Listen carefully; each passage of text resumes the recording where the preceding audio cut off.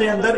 مسئلہ او لکھیا جڑا اشاعت التوحید ہے اور اے جڑے سفارشاں دے قائل استغفار تے سفارش دے عرب دے علماء دا صاف فتوی ہے کہ جڑا نبی پاک علیہ السلام دی قبر تے جا کے استغفار دا قائل ہوئے جویں سارے برا اے قائل ہیں دوئی کمپنی اے سارے قائل ہیں مترے برا ساڈے سارے عرب والا لکھا کہ او ان دا کافر تے مشرک ہے جویں حاجی ابو جہل ہوندا ہے یہ سارے فتح وَلَوْ أَنَّهُمْ إِذْ ظَلَمُوا أَنفُسَهُمْ جَاءُوكَ فَاسْتَغْفَرُوا اللَّهَ وَاسْتَغْفَرَ لَهُمُ الرَّسُولُ لَوَجَدُوا اللَّهَ تَوَّابًا رَحِيمًا۔ فرمایا اسی آیت کے تحت لکھا ہے اگر کوئی گناہگار اگر کوئی اس سے گناہ ہو جائے خطا ہو جائے عصیان ہو جائے ان یأتوا الی الرسول صلی اللہ علیہ وسلم فیستغفر اللہ عنده کہ آپ صلی اللہ علیہ وسلم کے پاس آئے اور خود بھی استغفار کرے وَيَسْأَلُوهُ اور سوال کرے حضور صلی اللہ علیہ وسلم سے بات کرے وَيَسْتَغْفِرْ لَهُمْ حضور بھی اس کے لیے جو ہے دعا کریں فَإِنَّهُمْ إِذَا فَعَلُوا ذَلِكَ تَابَ اللَّهُ عَلَيْهِمْ کہ اللہ جو ہے کیا کریں گے ان کی توبہ کو قبول کریں گے اور اللہ اس کے اوپر رحم کر دیں گے اللہ گناہوں کو معاف کر دیں گے۔ اسی وجہ سے اللہ نے فرمایا لَوَجَدَ اللَّهَ تَوَّابًا رَحِيمًا اللہ کو تم پاؤ گے کہ اللہ گناہ کو جو ہے معاف کرنے والا ہوں گے۔ اسی کے تحت ایک واقعہ جو ہے ایک جماعت نے نقل کیا ہے اس کے اندر الشیخ ابو النصر بن صباغ نے اپنی کتاب الشامل کے اندر نقل کیا ہے کہ حضرت عتبی بیٹھے ہوئے تھے وہ کہتے تھے حضور صلی اللہ علیہ وسلم کی قبر مبارک کے پاس فجائے رابیٌ ایک دیہاتی آ گیا فقال اس نے کہا السلام علیکہ یا رسول اللہ اے اللہ کے رسول میں آپ کے پاس میرا سلام ہو آپ کے اوپر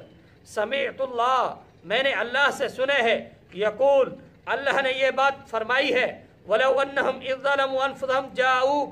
کہ وہ بندہ جس سے کوئی گناہ ہو جائے وہ آپ کے پاس آئے اور اللہ سے استغفار کرے آپ کی اس کے لیے استغفار کریں لَوَجَدُوا اللَّهَ تَوَّابًا رَحِيمًا اور اللہ جو ہے اس کی توبہ کو قبول کرتے ہیں وَقَدْ جِئْتُكَ میں آیا ہوں پیغمبر آپ کے پاس مستغفر الذنبی میں اپنے گناہوں کو جو استغفار کرانے کے لیے آیا ہوں اور آپ کو سفارشی بنانے کے لیے آیا ہوں اپنے رب کے پاس ثم شاء پھر جو اس نے چاہا اس نے کہا پھر جو ہے کہنے لگا یا خیر من دفنت بِأَلْقَى عَازُمُهُ فَتَابَ مِن طِيبِهِنَّ أَلْقَاءُ وَالْعَقَمُ نفس الفداء لقبر انت ساکنہ فیہ العفاف وفیہ الجود والکرم یہ اشعار اس نے پڑھے تھے فرمایا کہ میرے ماں باپ اس قبر کے اوپر فدا ہوں جس کے اندر آپ ساکن بمانی زندہ ہیں اور یہ اشعار اس دیہاتی نے پڑھے تھے آج تک حضور کے روضہ مبارک کے اوپر جو مواجہ شریف ہے اس کے اوپر یہ اشعار لکھے ہوئے ہیں۔ حافظ ابو یحییٰ صاحب اگر تم کہتے ہو کہ وہ مکہ اور مدینہ والے غیر مقلد ہیں خدا نہ کرے کہ مکہ اور مدینہ غیر مقلدوں کے پاس آئے اگر آ جاتا تو یہ اشعار تم اور جو ہے تمہارے غیر مقلدین یہ اشعار کبھی وہاں نہ لکھنے دیتے۔ ثم انصرف الاعرابی پھر وہ دیہاتی چلا گیا۔ حضرت عتبی کہتے ہیں کہ مجھے نیند آ گئی فرأیت النبی صلی اللہ علیہ وسلم فی النوم میں نے حضور کو نیند کے اندر دیکھا آپ نے فرمایا یا عتبی او عتبی چلو اور جاؤ اور اس دیہاتی سے کہہ دو کہ فبشرہ کہ اس کو خوشخبری دے دو ان اللہ قد غفر لہ کہ اللہ نے اس کے گناہوں کو معاف کر دیا ہے۔ اور معارف القرآن کے اندر مفتی شفیع رحمہ اللہ نے نقل کیا ہے جناب سیدنا علی المرتضیٰ رضی اللہ تعالیٰ عنہ کی حدیث ہے جناب سیدنا علی المرتضیٰ فرماتے ہیں قد غفر لک حدیث جو ہے روضہ انور سے آواز آئی کہ اللہ رب العزت نے آپ کے گناہوں کو معاف کر دیا ہے۔ یہ واقعہ کہاں کہاں نقل ہے تفسیر ابن کثیر کے اندر جلد 2 ہے صفحہ 348 اسی آیت کے تحت تفسیر الدر المنصور ہے جلد 2 ہے صفحہ 478 کے اوپر القول البدیع کے اندر صفحہ 168 اور 167 کے اوپر اور کتاب الحج فی مناسک الحج والعمرہ اور جو ہے امام نووی رحمہ اللہ کی ہے اس کا صفحہ 455 اور 454 کے اوپر اور حاشیہ علی شرح ایزا کے اوپر ابن حجر مکی کا جو ہے اس کے اندر صفحہ جو ہے 499 کے اوپر، اور کتاب المناسک کے اندر ملا علی قاری کی ہے اس کے صفحہ جو ہے 512 کے اوپر۔ یہ بات تو آ گئی وہ محدثین جنہوں نے اس واقعے کو نقل کیا ہے، اور اس واقعے کو جنہوں نے حسن کہا ہے، جنہوں نے کہا ہے کہ یہ واقعہ بالکل ٹھیک ہے۔ حافظ ابو یحییٰ صاحب ذرا کان کھولیے، میں آپ کے سامنے وہ محدث پیش کرنے لگا ہوں۔ یہ امام نووی رحمہ اللہ جو 676 کے اندر وفات پانے والے ہیں، صحیح مسلم کے بعد باب باندھنے والے ہیں، وہاں تو آپ ان کی بات معتبر سمجھتے ہیں، کہتے ہیں کہ انہوں نے ترک رفع یدین والی حدیث کو اس کے اندر نقل کیا ہے، تو ہم بابو کو دیکھیں گے۔ اب اس بابو اپنے ابا جی کی بات بھی سنو۔ کتاب الاعزاء کے اندر امام نووی فرماتے ہیں ومن احسن ما یقول ما حکاہ اصحابنا عن العتبی مستحسنین لہو، فرمایا کہ یہ واقعہ جو عتبی سے نقل کیا گیا ہے یہ بالکل صحیح واقعہ ہے، مستحسن بہترین واقعہ ہے۔ نمبر 2 اس کی صفحہ جو ہے 454 کے اوپر، نمبر 2 محدث امام تقی الدین علی بن الکافی السبکی رحمہ اللہ 756 کے اندر روایت کرنے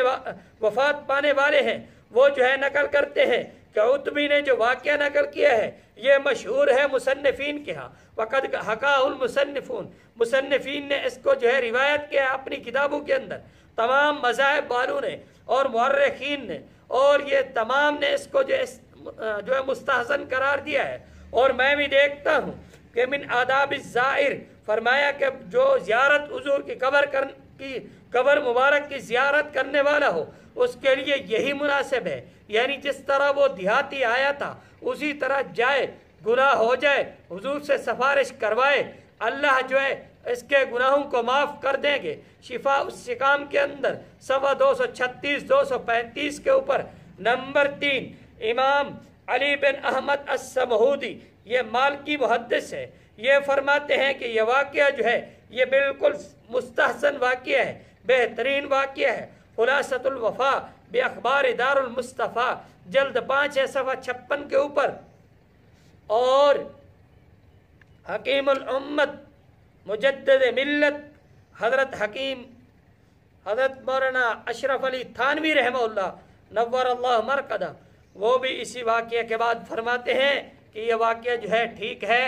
اور جو ہے یہ بات پیش کرنا کہ آپ کے رب کیا حضور صلی اللہ علیہ وسلم سے شفاعت چاہتا ہوں آیا ہے، اور جو ہے شعر پڑھے ہیں وہ بھی لکھے ہوئے ہیں، اور اس کے اندر محمد ابن حرب کی وفات 228 ہجری کے اندر ہوئی ہے، غرض یہ خیر القرون کا زمانہ تھا، اور اس وقت کسی سے یہ نکیر ثابت نہیں ہے، کسی صحابی نے یہ نہیں کہا کہ یہ تو آپ اب حضور کی قبر مبارک کے اوپر آئے ہیں اور سفارش کروا رہے ہیں، یہ تو معاذ اللہ شرک ہے۔ آج 1400 سال بعد ایک حافظ ابو یحییٰ پیدا ہو جائے اور وہ کہے کہ یہ واقعہ صحیح نہیں ہے،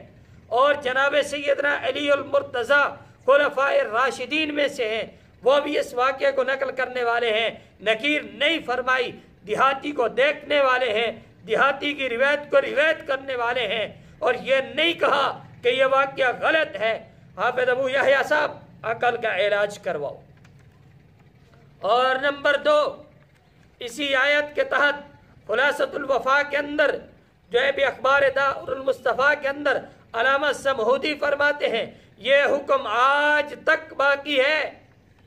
یعنی آج تک باقی ہے۔ اگر کوئی آدمی جائے اور حضور سے جا کر سفارش کروائے، اور شفاء السقام کے اندر جو ہے یہ بات بھی لکھی ہوئی ہے، شفاء السقام کے اندر علامہ عبد القافی السبکی رحمہ اللہ تقی الدین، وہ بھی فرماتے ہیں کہ یہ حکم آج تک باقی ہے۔ اور نمبر 3